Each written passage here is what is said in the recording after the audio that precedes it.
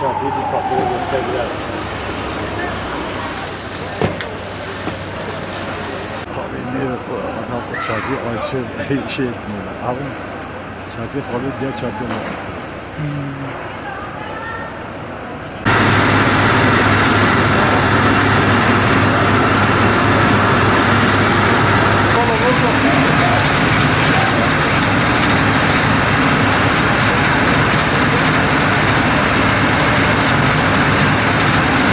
Geçerse